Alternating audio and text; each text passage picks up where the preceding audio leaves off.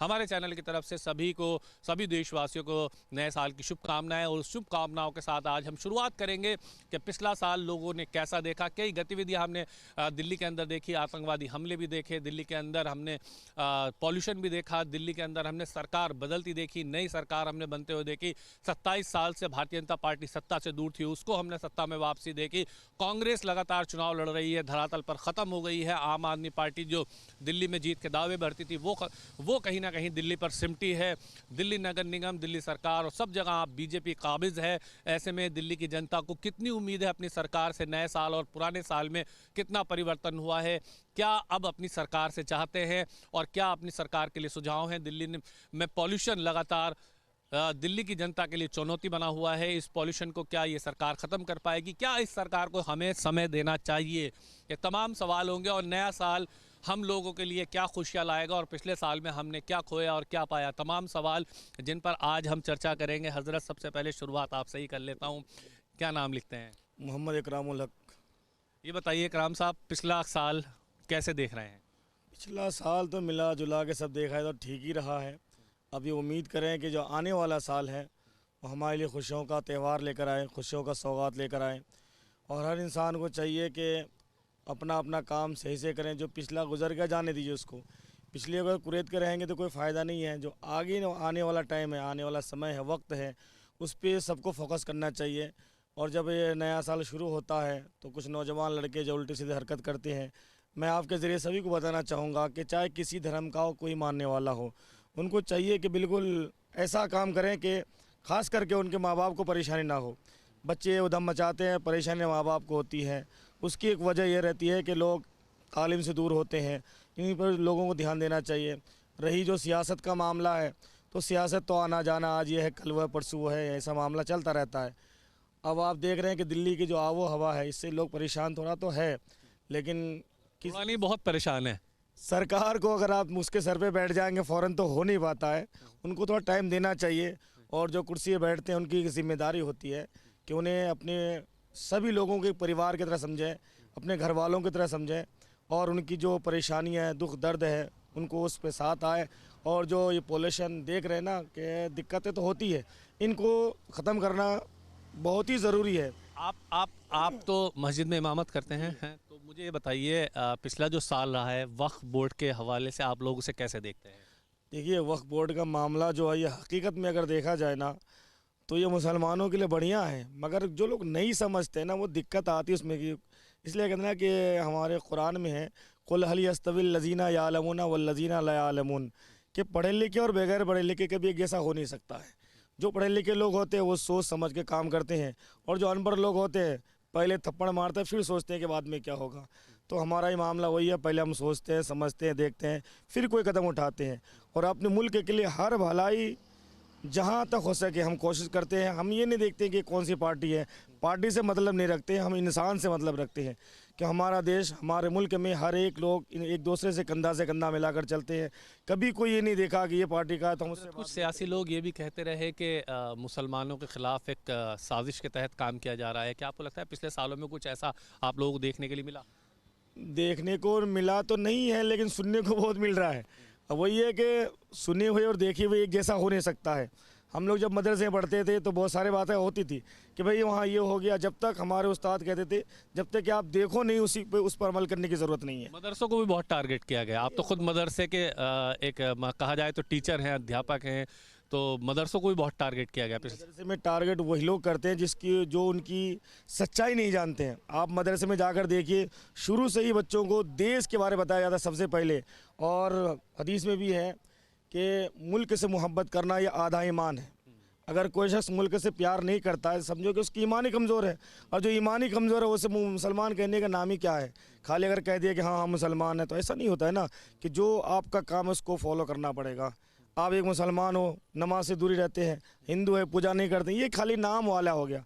और जो लोग मदरसों पे, मस्जिदों पे ये हमला, अटैक या कुछ करते हैं, ये मैं इनको नहीं मानता हूँ कि लोग कोई धर्म वाले हैं, वो ऐसे तो वैसे। पिछले साल में क्या उसे छोड़ देना चाहिए, जो नए साल में आ रहा है उसे रख लेना चाहिए अपने पास? मैं तो यही कहूँगा कि जो गुजर गया उसको जाने दीजिए, भूल के एक समझ के कि भाई हम क्या कहते हैं कि परेशानी जो भी हो। अब तो हम नए साल में आ गए हैं तो हमें नई चीज़ें सोचनी चाहिए। नए साल में नई चीज़ समझनी चाहिए और जो बुराइयां तो उसको ख़त्म करके एक अच्छाई की तरफ हमें चलना चाहिए, ताकि हमारे जो वंश है, हमारे जो औलादे हैं, उनको भी पता चले कि हमने ज़्यादा जो है गतिविधि में नहीं रहते हैं, हम अच्छाई की तरफ कदम बढ़ाते हैं। अब ये नया साल आने वाला है तो नया साल में सभी लोग अच्छा से मनाएं, सब खुश रहें, एक दूसरे को मुबारकबाद देना चाहिए कि भाई ठीक है नया साल आने वाला है, और हर एक इंसान को समझाएं कि नया साल में एक नया काम करें, अच्छा काम करें, ताकि दूसरों को हमसे फ़ायदा अब हम पहुंचे। चूंकि नए साल में आ गए हैं तो हर दिन हमारे लिए, जनवरी का हर दिन हमारे लिए नया होगा।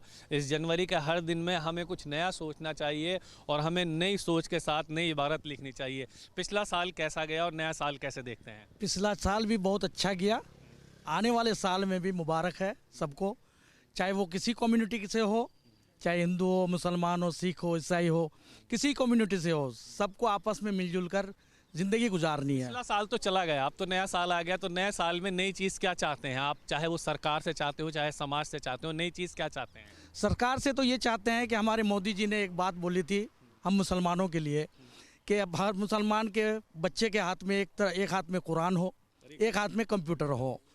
जो एजुकेशन, सबसे हमारा मुद्दा जो मुसलमानों का है वो है एजुकेशन। एजुकेशन सिस्टम जिस कौम में ख़राब रहती है वो कौम आगे नहीं बढ़ पाती, और जिस कौम में एजुकेशन सिस्टम आता है बढ़िया, वो कौम आगे बढ़ जाती है। तो इसके लिए तो मुस्लिम कौम भी जिम्मेदार है, खुद ही नहीं पढ़ना चाहते तो क्या सरकार क्या करेगी? देखिए, मुस्लिम कौम में सबसे बड़ी जो कमी है वो है गरीबी। जब तक मुस्लिम कौम की गरीबी ख़त्म नहीं होगी तब तक कोई भी बच्चे को पढ़ा नहीं सकता। आज के डेट में आपको भी पता है कि पढ़ाई के लिए कितने पैसे लगते हैं, और मुस्लिम कौम हमेशा दबा कुचला हुआ है। उसके वजह से आज के डेट में हम अच्छे स्कूलों में बच्चों को पढ़ा नहीं सकते, कोई भी काम हम बच्चों से कर नहीं सकते। ठीक है, तो यही सब चाहते हैं कि सरकार की तरफ से एजुकेशन आप सुझाव देंगे तो मतलब आप मानते हैं कि एजुकेशन सिस्टम मजबूत होना चाहिए आने वाले समय में? सबसे पहला एजुकेशन सिस्टम मजबूत होना चाहिए। हमारी खास करके हमारे प्रधानमंत्री श्री नरेंद्र मोदी जी से मांग है कि हम मुसलमानों के लिए खास करके एजुकेशन सिस्टम को सही किया जाए। अच्छा, ये तो आने वाला, आप एजुकेशन सिस्टम की बात करें, अब आप दिल्ली के निवासी हैं, दिल्ली के बाशिंदे हैं, सरकार बदली है, नई सरकार आई, पॉल्यूशन बहुत ज़्यादा है, जनवरी में भी पॉल्यूशन 400 के पार है, क्या कहेंगे? अब इसके लिए तो पॉल्यूशन हर साल आती है, होता ही है इस समय। दूसरी चीज़, सरकार ने जो कदम उठाया है, एक कदम बहुत अच्छा उठाया है। अगर पॉल्यूशन होगी तो उसको, जिस गाड़ी का पॉल्यूशन नहीं किया हुआ रहेगा उस गाड़ी का जो है पेट्रोल नहीं दिया जाएगा। बहुत अच्छा कदम है, स्वागत कदम है। ठीक है, इसी तरह से और भी स्टेप लिए जाएं, जो भी सख्त से सख्त कदम हो वो सरकार को लेनी चाहिए। और हम ऑड इवन याद है, ऑड इवन लागू हुआ था, ध्यान है क्या? वो हो जाना चाहिए, बिल्कुल होना चाहिए, और तुरंत प्रभाव लागू होनी चाहिए। आज के डेट में तुरंत प्रभाव से ये चीज़ लागू होनी चाहिए, ऑड इवन। इससे प्रभाव पड़ेगा, बहुत प्रभाव पड़ेगा, कम से कम 20 से 30% जो है पोल्यूशन कम हो जाएगा। आने वाला साल इसे आप कैसे देख रहे हैं? आने वाले साल में हम सबको जो है, चाहे कोई आम नागरिक हो, चाहे हमारे प्रधानमंत्री हो, चाहे कोई भी मिनिस्ट्री में हो, सबको बधाई के तौर पर देते हैं। दूसरी चीज़, हर कम्युनिटी के लिए हमारे जो प्रधानमंत्री है या जो भी मिनिस्ट्री लोग हैं अच्छा सोचें, ये ना देखें कि ये मुसलमान है या ये हिंदू है या ये सिख है, सबको एक जैसे एक तौलने पे तोड़ना चाहिए। दूसरी चीज़ यहाँ मैं एक बात कहना चाहूँगा कि जो भी सरकार मुसलमानों के लिए लोग बोलते हैं कि ये कर देता है वो कर देता है, सच बात ये है कि जो भी सरकार कदम उठाती है वो इलीगल काम पे बुलडोजर चलाती है, कोई भी करती है। जिसका पेपर सही रहता है, जिसका भी सही रहता है, वो काम कभी गलत नहीं करती है, हमारा ये मानना है। अब आप रोड पे चलेंगे, आपके पास ड्राइविंग लाइसेंस नहीं होगा तो जाहिर सी बात है पुलिस आपको रोकेगी। कोई भी इलीगल काम करेंगे तो उसके सरकार का। दुबे जी खड़े हैं, दुबे जी कहीं आपकी वजह से तो सरकार की तारीफें नहीं हो रही? नहीं नहीं नहीं नहीं, जो बात होनी चाहिए वही ये बोल रहे हैं। अगर मान लीजिए कि कोई आदमी रोड पे गलत मकान बनाए, गलत खोखा बनाए, तो उसको सरकार को हटाना चाहिए, पुलिस को उस पर सबसे पहले ध्यान देना चाहिए, ताकि उससे आम पब्लिक को दिक्कत भी ना हो और गाड़ियाँ स्मूथली चले। दुबे जी, पिछले साल में और इस साल में अब क्या देखते हैं? देखिए, पिछले साल भी बहुत अच्छा गुजरा, लास्ट में 2 महीना जो आया उसमें दिल्ली के लिए जो है बहुत दुखद घटना हुआ। वो जो पुलिस की व्यवस्था है अब उसको बढ़िया रखें और नया आने वाला साल पूरे देश के लिए बहुत बधाई के पात्र बने और आने वाले साल में अच्छी काम पुलिस करे, जो पूरा प्रॉपर बाजार जो है उस पे जो पटरी की जो जगह है पटरी पे ही रहे, पटरी से आगे न जाएं। इंक्रोचमेंट खत्म होना चाहिए, अतिक्रमण। बिल्कुल, यहाँ तक है कि बुजुर्गों को चलने की रास्ता भी नहीं है। बुजुर्ग रोड पे चलते हैं, अगर उनको इस उम्र में लग जाए तो उनको कौन देखेगा, कहाँ इलाज होगा, कैसे उनके परिवार भरण पोषण पालन करेगा, ये सरकार उसको नहीं देखती। कम से कम बुजुर्गों की जाने की रास्ता होनी चाहिए कि प्रॉपर वो अपनी जगह से जाए, जिस तरह से सरकार ने बनाई है। और पिछला साल जो गया है और जो आज हम नए साल में खड़े हैं, इन दोनों का अगर मैं मिलाप करूं तो पिछले साल में आपको क्या कमी लगी और जो चाहते हैं कि आने वाले साल में कम से कम ना हो?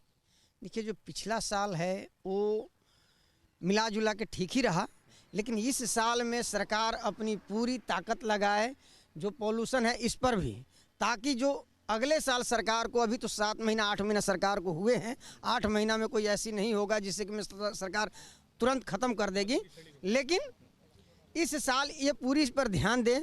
पानी जो छिड़काव हो रहा है रोड पे उसको प्रॉपर लेके चले, ताकि जहाँ जहाँ कोई दिक्कतें हो उसकी ज़्यादा टैंकरें लगाएं, पानी की ज़्यादा बचाएं। और पानी की भी जो समस्या है कहाँ से वो निकालेंगे उसके लिए भी वो अभी से ही तैयारी कर लें कि जहाँ जहाँ बोर करना है उसको करें, ताकि उनको भी प्रॉपर पानी मिले। ये नहीं कि दिखाने के लिए एक टैंकर जा रही है, आधा इस रोड में चल रहा है, आधा दूसरी रोड में चल ही नहीं रहा है। पिछले साल 27 साल के बाद भारतीय जनता पार्टी सत्ता में लौटी है। आपको लगता है कि 27 साल से जो पार्टी सत्ता में नहीं थी अब वो कुछ बेहतर करेगी दिल्ली की जनता के लिए? ये तो नया साल बीजेपी के हाथ में है। हम तो ये कह रहे हैं कि ये 5 साल में ऐसे करें कि जैसे बोलते हैं केंद्र में कि 2047, वो अपनी काम पे बोलते हैं, जैसे नरेंद्र मोदी जी को पूरा देश चाहता है वैसे दिल्ली सरकार को उसी हिसाब से करना चाहिए कि आने वाला 5 साल नहीं, आने वाला 25 साल फिर इनको देखा जाए, लेकिन काम करने पे ही होए। नहीं काम करेंगे तो दिक्कत होगा इनको भी। नहीं, अगर काम नहीं करेंगे तो एक हिंदुत्व का बड़ा एजेंडा है, वो चलेगा? हिंदुत्व तो देखिए एजेंडा है और चलता ही रहता है, ये देश के साथ चलता ही रहेगा। हम लोग अभी भी साथ में ही खड़े हैं, ये चलता रहेगा, लेकिन वो काम ठीक करें, ये इस पर वो ध्यान न दें। हम लोग साथ ही चल रहे हैं, वो तो कुछ थोड़ा बहुत है वो ऐसे ही चलता है। देखिए एक ही साथ बोल रहे हैं, कहाँ दिक्कत हो रहा है? सारे हिंदू मुसलमान खड़े होकर के अभी हमारे जो इन्होंने बोला है वो एकदम ठीक बोला है कि पढ़ाई पर ध्यान दें। पढ़ाई सरकारी स्कूल है वो ठीक करें। सरकारी टीचर पढ़ाने के लिए नहीं, हो जाते हैं लेट जाते हैं, आधा घंटा की जगह पर 15 मिनट ही क्लास में समय देते हैं। अगर वो सरकारी स्कूल ठीक कर देते हैं तो लोगों को ज़रूरत नहीं है प्राइवेट में नाम लिखवाने की, प्राइवेट में दौड़ने की, प्राइवेट में धक्का खाने की। सरकारी स्कूल में वो एकदम नहीं पढ़ा रहे, ध्यान ही नहीं दे रहे हैं। कांग्रेस का भविष्य कैसे देख रहे हैं इस साल में, नए साल में कांग्रेस का भविष्य? जैसे उनके राष्ट्रीय अध्यक्ष महोदय हैं उसी हिसाब से कांग्रेस चल रही है। उनको चला नहीं जा रहा, लेकिन हम बैठेंगे अध्यक्ष के कुर्सी पे, वहाँ थोड़ा ऐसा चाहिए जिससे कि मतलब उनको लगे कि हाँ सरकार स्पीड पकड़े। जब अध्यक्ष महोदय स्पीड नहीं पकड़ रहे हैं, उनके नीचे ही स्पीड। दुबे जी, आपने कांग्रेस का भी कार्यकाल देखा, बीजेपी का भी देखा, आम आदमी पार्टी का भी देखा, सबका देखा, शीला दीक्षित को भी देखा, केजरीवाल को भी देखा, किसका बेहतर कार्यकाल मानते हैं? देखिए अभी तक तो दिल्ली में मैं दिल्ली के मुख्यमंत्रियों की बात करूं तो किसका बेहतर कार्यकाल, शीला दीक्षित या केजरीवाल या आतिशी सिंह? अभी शीला दीक्षित। दिल्ली की जनता याद करती है शीला दीक्षित को। उनकी काम सराहनीय था, और अब जो हमारी रेखा गुप्ता जी बैठी हैं, हम उनसे यही अनुरोध करेंगे कुछ ऐसा करें ताकि उनकी हाँ, आप उनको भी शीला की तरह याद किया जाए, यही हम कामना करेंगे। गुप्ता जी क्या कहेंगे, नया साल और पुराना साल कैसे देखें? नया साल और भी अच्छा होगा, पुराना साल तो बीत गया, जो भी जिस तरह बीता है अच्छा बीता है, और इस साल हम उम्मीद करते हैं कि और अच्छा बीते। और पोल्यूशन तो हमारा एक आने वाला समय है, ये हर साल आएगा जाएगा, कभी कम होगा। पोल्यूशन के लिए कोई नया कोई तरीका ढूंढा जाए, ऑड इवन लगाया जाए, कुछ और पोल्यूशन के जैसे बोलते हैं कि पोल्यूशन हर गाड़ी को ज़रूरी है। 2025 गया, 2026 की शुरुआत हुई है। 25 और 26 के अंतर पर चर्चा है कि 25 कैसा था और 26 को कैसे हम देख रहे हैं। 25 में बहुत सारी चीज़ें हुई जो आने वाले 26 में कितना प्रभावित होंगी। अमित भाई इस वक्त हमारे साथ हैं। अमित भाई, 2025 और 26 का अगर मैं अंतर देखूं तो 25 और 26 को आप कैसे देख रहे हैं? सब प्रथम आपको, आपकी पूरी टीम को, पूरी मीडिया जगत को नव वर्ष की सभी को परिवार सहित मंगल कामनाएं। जो 2025 हमारे बीच निकला, भारतीय जनता पार्टी की सरकार ने जीएसटी कम कर कर हर एक, मैं कहता हूं पूरे हर एक प्रत्येक देशवासी को एक तोहफा देने का काम किया। जीएसटी कम होने से गाड़ियों की कीमत कम हुई और बहुत सारी चीज़ों में, हम कपड़े खरीदने जाते थे, रेस्टोरेंट्स में खाना खाने जाते थे, उसमें सभी चीज़ों पर प्रभाव पड़ा है। और ये तोहफा मोदी जी ने प्रत्येक भारतीय को दिया है। मैं मोदी जी का, अपने सांसद आदरणीय श्री रामवीर सिंह बिदूरी जी का, विधायक चंदन चौधरी जी का धन्यवाद करता हूं। और देखिए 2025 में एक दिल्ली की विकट समस्या थी, मकान बन जाया करते थे और एमसीडी में वहाँ पर जब अप्लाई करते थे बीएसईएस में जाकर, वो कहते थे कि भाई आपका प्रॉपर्टी बुक है। ऐसी रेखा गुप्ता जी, हमारी मुख्यमंत्री आदरणीय श्री रामवीर बिदूरी जी, चंदन चौधरी जी एक एक योजना लेकर आए। अगर आपकी प्रॉपर्टी भी बुक है तब भी आपको बिजली पानी एक एसेंशियल सर्विस होती है, वो भारतीय जनता पार्टी की सरकार दिल्ली में देने का काम कर रही है। अब सबको मीटर मिलेंगे और किसी को मीटर से, बिजली से वंचित नहीं रखा जाएगा। 2025 में पॉल्यूशन की बहुत मार दिल्ली की जनता ने झेली है। जब हम दिल्ली की जनता से बात करते हैं तो कहती है कि 2026 में हम पॉल्यूशन नहीं चाहते, तो 25 और 26 के इस पॉल्यूशन के अंतराल को क्या हम 26 में कम देखेंगे? उम्मीद है? बिल्कुल निश्चित ही हम देखेंगे। अभी हमारी सरकार को बने हुए महज 10 महीने हुए हैं और हम आगे इसकी हम प्री प्लानिंग कर कर ऐसी योजनाएं सरकार हमारी लाने जा रही है। निश्चित ही आप जब अगले साल देखेंगे, सर्दियां आएंगी तो पॉल्यूशन निश्चित ही आपको कम नजर आएगा। जब हम बात करते हैं जनता से जुड़ो के मुद्दों की, तो जनता के जो जुड़े मुद्दे हैं 2025 से पहले की जो भी सरकारें रही हैं उसमें बिजली, पानी, स्वास्थ्य सेवा, ये तमाम जो मुख्य मुद्दे थे। आज की जब सरकार बदली है तो आरोग्य मंदिर खोले जा रहे हैं, ट्रांसपोर्टेशन को बेहतर करने का दावा किया जा रहा है। क्या ये सिर्फ दावे रहेंगे या ये राजनीतिक स्टंट हैं? देखिए, हम सब, भारतीय जनता पार्टी करने में विश्वास रखती है, बोलने में विश्वास नहीं रखती है। हमने अभी दिल्ली में आपने देखा होगा, देवी बस सर्विस हम लेकर आए हैं और देवी सर्विस और एक गांव से लेकर ऐसी कनेक्टिंग कर रही है लोग बागों को, जहां पर किसी ने सपने में नहीं सोचा था। हमारी विधानसभा में शूटिंग रेंज है, शूटिंग रेंज से आप देवी बस की, हमने वहाँ पर हमारे आदरणीय सांसद श्री रामवीर सिंह बिदूरी जी ने, विधायक चंदन चौधरी जी ने देवी की बस की वहाँ से सुविधा कराई और वहाँ से सभी महिलाओं को फ्री यात्रा करा रहे हैं। और वो यहाँ से जहाँ भी कनेक्टिंग, मतलब मेट्रो स्टेशन हैं, आसपास के नियर अबाउट सभी क्षेत्रों को हमने देवी से कवर किया है। पूरी दिल्ली में आप देखेंगे देवियों का इतना अच्छा जाल हमने बिछा दिया है, किसी को भी ट्रांसपोर्टेशन में कोई भी दिक्कत आने वाली नहीं है। 26 से क्या उम्मीद है आप लोगों को? 26 में एक बहुत, आप देखेंगे दिल्ली को, जो पिछली सरकारों ने, 11 साल की सरकारों ने विशेष रूप से मैं कहूँगा, और उन्होंने जो दिल्ली का बुरा हाल कर दिया था, जहाँ जहाँ जाते हैं देखिए जाम लग जाता है। फ्लाईओवर्स में इन्होंने कुछ भी नहीं किया, कोई फ्लाईओवर नया इन्होंने बनाया नहीं। और निश्चित ही हमारी प्लानिंग, रेखा गुप्ता जी हमारी मुख्यमंत्री हैं, अच्छी प्लानिंग कर रही हैं। निश्चित ही दिल्ली के अंदर बदलाव आएगा और हमें, आप अगले साल हम जब मिलेंगे मैं आपको बताऊंगा, आप खुद बताएंगे कि दिल्ली में कितना बदलाव आ चुका है। चलिए, बहुत शुक्रिया। 2025 और 26 के अंतर पर हमने बात की। बहुत मुख्य चीज़ें हैं कि 25 और 26 हम कैसे देख रहे हैं। 25 जो छूटा है वो जाने दीजिए, पुरानी यादें ख़त्म कीजिए, लेकिन आने वाला साल वो कैसा होगा, ये बात हम ये सोच कर कह रहे हैं कि आने वाले साल आपके लिए भी मंगलमय हो और पूरे देश के लिए मंगलमय हो। 2025 बहुत सुखद गया और 2026 में आज हम खड़े हैं। 2025 और 26 के अंतर की आज हम बात कर रहे हैं कि 2025 को हम कैसे देखते हैं और 2026 में हमारी अपेक्षाएं क्या हैं। एडवोकेट भरत सरीन हमारे साथ हैं। भरत भाई, 2025 और 2026 की हम आज चर्चा कर रहे हैं। 25 आपको कैसा लगा और 26 से क्या अपेक्षाएं हैं? 2025 भी हमारा देखा जाए तो देश में एक इतिहास में याद किया जाएगा। काफ़ी सारी चीज़ों में चेंजेस आए और जहाँ तक जुडिशल सिस्टम में बहुत बड़े चेंजेस आए हैं। नए कानून लागू हुए हैं और उनको इम्प्लीमेंटेशन उनकी ग्राउंड लेवल पे की गई भारत सरकार की तरफ से।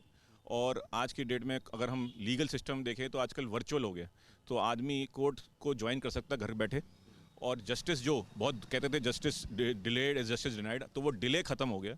तो मुझे लगता है 2026 में और एडवांसमेंट आएगी, टेक्नोलॉजी आएगी, तो उससे जो जस्टिस की डिलीवरी सिस्टम है वो बेहतर होगी और फास्टर होगी। यंग एडवोकेट की श्रेणी में आप आते हैं, आईपीसी और बीएनएस कैसे देखते हैं?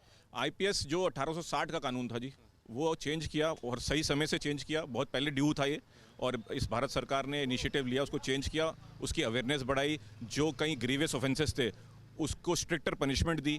उससे एक जो सिस्टम होता है ना जी, लीगल सिस्टम, ये होता है कि हम कानून में पनिशमेंट देते क्यों हैं, वो डेटरेंस के लिए देते हैं और एक सोसाइटी में जाता है कि ये गलत काम नहीं होना चाहिए, दो तरीके से, और एक रेट्रीब्यूशन कि हम अपनी गलती माने और उसको सुझाव सीख करें।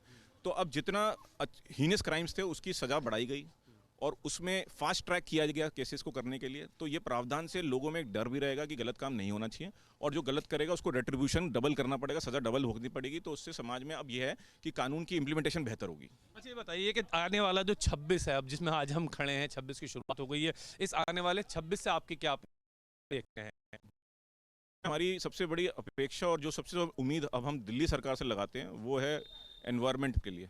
मुझे लगता है कि जो आजकल अवेयरनेस बढ़ गई है सोशल मीडिया के माध्यम से, हर घर में हर बच्चे को, 5 साल के 10 साल के बच्चे को भी ये पता है कि AQI क्या होती है और इंडस्ट्रियल पोल्यूशन, व्हीकुलर पोल्यूशन क्या है। तो उस पर वर्क करना चाहिए। और मुझे लगता है सरकार ने, जो पिछले 27 साल से सरकार गायब थी दिल्ली में, अब आई है बड़ी मुश्किल से, तो उन्होंने कुछ अच्छा विकल्प लेकर आए हैं। जैसे कि अभी हमने हाल में, मैंने देखी एज अ कम्यूटर में जब रोड पर जाता हूँ तो देवी बसेस स्टार्ट हुई हैं, इलेक्ट्रिकल बसेज हैं। तो ये एक अच्छा अचीवमेंट है। हम उस ट्रैक पे आ रहे हैं कि हम जीरो नॉर्म्स पोल्यूशन। और उसी तरह मैं सोचता हूँ कि एक ड्रीम प्रोजेक्ट जो मुझे लगता है दिल्ली वालों के लिए है, वो हमारी यमुना के प्रति एक भावना भी है। अगर वो साफ़ हो और वहाँ पे एक पिकनिक स्पॉट हो, वहाँ पे एक श्रद्धा के घाट बने जहाँ लोग जा सकें, शाम को बैठ सकें, अपने परिवार के साथ जा सकें, मुझे लगता है ये टारगेट होना चाहिए 2026 में, वो अचीव हो, क्योंकि एक माइलस्टोन बन जाएगा दिल्ली के लिए नहीं, पूरे भारत के लिए, पूरे देश के लिए। बहुत खूबसूरत बात कही है। और आज जितने भी मैं लोगों से बात कर रहा हूँ उसमें मुझे एक चीज़ बड़ी कॉमन लग रही है, पॉल्यूशन, एनवायरनमेंट। और ये बड़ी अच्छी बात है कि अगर हमारा यंगस्टर्स, हमारे युवा पॉल्यूशन और एनवायरनमेंट की बात करें। कुबेर भाई, 2025 गया और 2026 आया, आप तो बिजनेसमैन भी हैं, यंग भी हैं, तो कैसे देखते हैं 2025? हमारे लिए तो पिछला वाला साल बहुत ही अच्छा रहा, और माननीय मंत्री मोदी जी, रेखा जी की उनसे हमारी कई चीज़ों में सस्ती हुई, 10%, 28% से 18% GST हुआ, उसका बहुत असर पड़ा।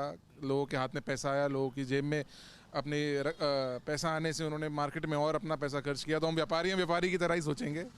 और जैसे मान लीजिए कि पिछले साल में एक सबसे अच्छी चीज़ रही कि दिल्ली के जो हमारे हिंदू धर्म के जो जितने भी सांस्कृतिक प्रोग्राम हैं, चाहे वो रामलीला हो, चाहे वो दशहरा हो, उनको रेखा जी ने बहुत खूब धूमधाम से बनाया। इस बार छठ पूजा भी बड़ी अच्छी है दिल्ली के अंदर हो गई, वो मेरे से रह गया। तो हमने वो बड़े अच्छे, पहली बार हुआ हमने इतने 5 सालों में, इतने पिछले 10 सालों से तो कोई त्योहारों पे कोई इतना फोकस होता नहीं था, बट इस बार लोगों के अंदर वो सद्भावना, एकता की इच्छा। भारतीय जनता पार्टी सनातन के अलख जलाने की बात है, धर्म की एक नई शुरुआत हुई है रेखा जी के और माननीय मुख्यमंत्री, प्रधानमंत्री मोदी जी के उसमें। और देखिए इसको और इस साल और अच्छे से मनाएंगे हम लोग। बहुत अच्छी बात कही है। क्या कहेंगे अमन भाई, जिस तरह से 2025 और 26 है, यंग है, आप कैसे देखते हैं दोनों को? दोनों को मेरा नज़रिया बहुत अलग है। जैसे कि 2025 से GST रिफॉर्म आया तो काफ़ी चेंजेस आए मेडिसिन के अंदर भी। जो लोग महंगी मेडिसिन नहीं खरीद पा रहे थे, जैसे मैं खुद मेडिकल फील्ड से हूँ, BP की दवाइयाँ हो गई, लोगों को अब सस्ती मिल रही है, तो लोग बड़े खुश हैं।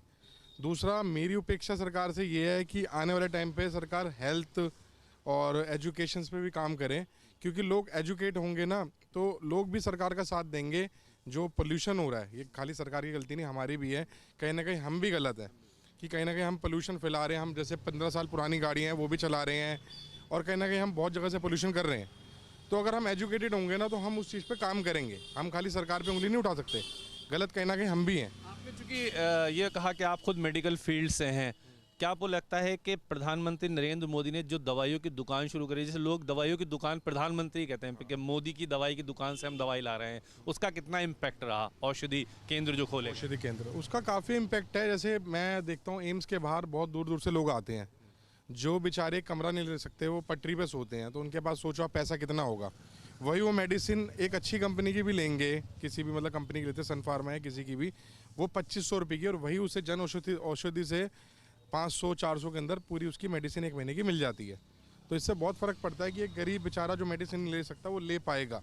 अच्छा, भरत भाई, एक आखिरी सवाल और लूँगा आपसे, आप तो यंग भी हैं, तो देश के युवाओं को 2026 में क्या संदेश देना चाहते हैं? देखिए, कोई भी देश तरक्की करेगा जब उसका युवा वर्ग जुड़ेगा, और युवा वर्ग से मेरी ये अपील है कि वो अपना रोल निभाएं। उनकी बहुत बड़ी जिम्मेदारी है देश की। एजुकेशन में अपना समय लगाएं, अच्छी एजुकेशन लेके अगर ले लेंगे तो नौकरी अपने दम पे ढूंढ पाएंगे, 2 रोटी कमा पाएंगे और फिर वो देश के लिए कुछ कर पाएंगे। तो मैं चाहूँगा कि हर इंसान जो सुन रहा हो यंग, वो अपनी एजुकेशन पे फोकस करे। एजुकेशन से अवेयरनेस बढ़ती है, राइट्स के बारे में पता चलता है, ड्यूटीज़ के बारे में पता चलता है, तो उससे समाज की अवेयरनेस बढ़ती है और समाज मिलकर फिर तरक्की करता है। बहुत शुक्रिया, आप लोगों से बातचीत करके बहुत अच्छा लगा। और हम देश के युवाओं से चर्चा कर रहे हैं, देश के दिल्ली वालों से बात कर रहे हैं कि 2025 और 26 में क्या अंतर रहा, 25 कैसा रहा और आने वाले 26 से क्या अपेक्षाएं। आपकी आवाज़ के खास एपिसोड में मैंने आज आपको दिखाया कि दिल्ली की जनता 2025 और 26 के बीच कैसे देखती है। वीडियो जर्नलिस्ट साजिद के साथ मैं ताबिश कमाल, दिल्ली।